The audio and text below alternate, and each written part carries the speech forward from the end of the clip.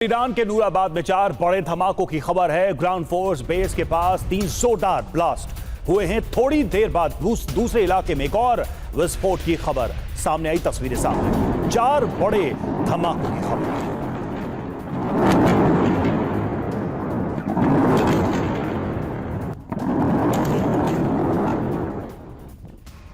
और ईरान के किश्म द्वीप से भी तस्वीरें सामने आई हैं। कारों के क्षतिग्रस्त होने की तस्वीरें हैं। यूएस हमले में नुकसान होने का दावा किया जा रहा है। किश्म द्वीप से आई तस्वीरें देखिए, आपको दिखाते हैं ये तस्वीरें। ये देखिए, कार क्षतिग्रस्त दिखाई दे रही हैं इन तस्वीरों में। तो नुकसान की खबर, क्या डोनाल्ड ट्रंप का धैर्य खत्म हो गया है? 14 दिन में खत्म करने वाला प्लान क्या है? नेतन्याहू से अमेरिकी राष्ट्रपति डोनाल्ड ट्रंप की मुलाकात हुई, ज़ेलेंस्की से भी मुलाकात हुई। उसमें क्या चर्चा की गई थी? ये हमले एक बार फिर से अमेरिका की तरफ से। 3 बड़ी अहम खबरें टीवी स्क्रीन पर आपके सामने होंगी तस्वीरों के साथ। वो खबरें भी आपको दिखाते हैं। ईरान के किश्म द्वीप से आई तस्वीरें भी आप देख रहे हैं, जहां हमला किया गया है और कार को क्षतिग्रस्त किया गया। ईरान के 9 ठिकानों को एक बार फिर से टारगेट किया गया है अमेरिका की तरफ से, और सबसे बड़े हमले खुजिस्तान प्रांत पर हुए हैं। अमेरिका ने मिसाइल से निशाना बनाया, हाइमार्स का इस्तेमाल किया गया। बड़ी बात यह है कि अबादान ईरान का अहम तेल रिफाइनरी शहर है और यहाँ पर भी टारगेट किया गया है। तो 5 दिनों तक थोड़ी शांति रही, लेकिन उसके बाद फिर से हमले शुरू हो गए। 5 दिन का विराम और ईरान पर फिर से कोहराम। ब्रेकिंग न्यूज क्या है, खबर क्या है, सबसे पहले उसे हम आपको बता दें। देखिए, अमेरिका ने ईरान पर फिर से हमले शुरू कर दिए। यही है सबसे बड़ी खबर। 5 दिन बाद फिर से हमलों को अंजाम दिया गया। कुल 9 ठिकानों को टारगेट किया गया। खुजिस्तान के तेल क्षेत्र पर कड़े हमले किए गए, बड़े हमले किए गए। अकेले खुजिस्तान के 5 ठिकानों को निशाना बनाया गया। कहां कहां हमले हुए उसके लिस्ट भी आपके सामने। खुर्रमशहर खुजिस्तान, आबादान खुजिस्तान, बंदरे मशहर पर भी हमला किया गया, ये भी खुजिस्तान में।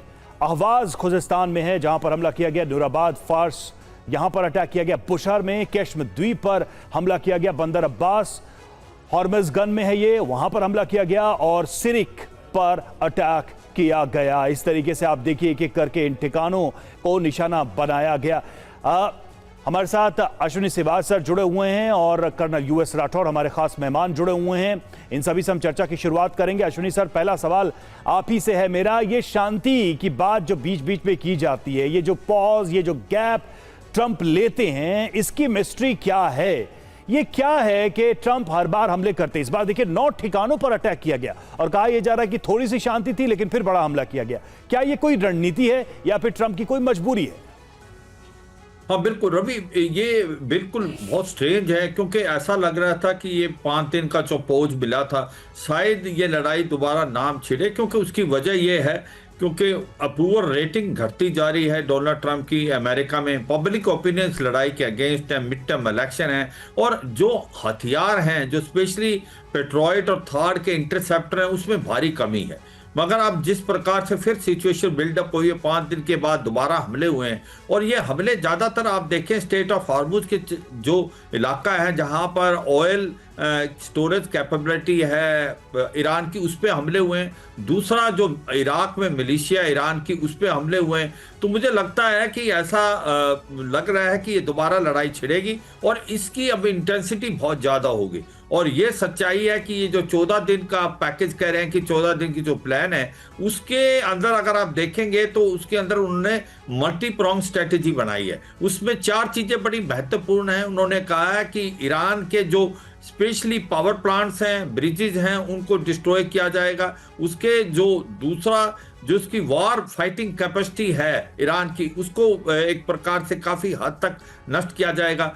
और जो ऑयल फैसिलिटीज हैं जो स्टेट ऑफ हॉर्मुज़ के पास, प्लस जो खरग आइलैंड है, उस पर भी बहुत बड़े हमले होंगे। और चौथा यह है कि हो सकता है इजराइल इसके साथ अभी आ जाए, क्योंकि आप देखें नेतन्याहू और डोनाल्ड ट्रंप की जो मीटिंग हुई है, उसमें कुछ ना कुछ एक प्रकार से सोच विचार हुआ है कि आगे का रोड मैप क्या होगा।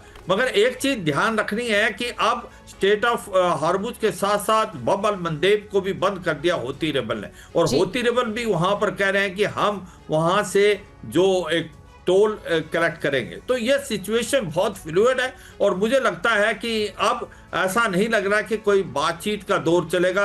अब ये लड़ाई दोबारा छिड़ सकती है और इसकी इंटेंसिटी ज्यादा होगी और अभी भी ऐसा लगता है कि पलड़ा कहीं ना कहीं ईरान की तरफ भारी होगा, क्योंकि ईरान के पास जो मिसाइल रॉकेट ड्रोन्स हैं वो 30 से 40% ही खत्म हुए थे, जबकि अमेरिका और इजराइल के पास स्पेशली जो पेट्रोइड थर्ड और बाकी जो वेपन सिस्टम जैसे हाई मार्स कह रहे थे आप, high mobility arty rocket system, इसमें भारी कमी है। बिल्कुल तो नुकसान दोनों ऐसा तरफ है से कि यहाँ पर सर हो रहा है। बिल्कुल ठीक आपने कहा, माफी के साथ आपको रोक रही हूँ, एक बार फिर से आपके पास आएंगे। हूती का भी आपने जिक्र किया, किस तरीके से अब क्षेत्रीय जंग यहाँ पर देखने को मिल रही है। ट्रंप के निर्देशों पर पेंटागन अलर्ट है। कुछ खबरें आपको बता दें, सैन्य तैयारियों को तेज कर दिया गया है। अमेरिकी रक्षा विभाग हाई अलर्ट पर है। वॉल स्ट्रीट जनरल के हवाले से ये रिपोर्ट आपको बता रहे हैं। तो डोनाल्ड ट्रंप के निर्देशों पर पेंटागन भी हाई अलर्ट पर है। जिस तरीके से अलर्ट किया गया है, क्या कोई बड़ी रणनीति के तहत ये कदम उठाया गया है, ये भी देखने वाली बात है।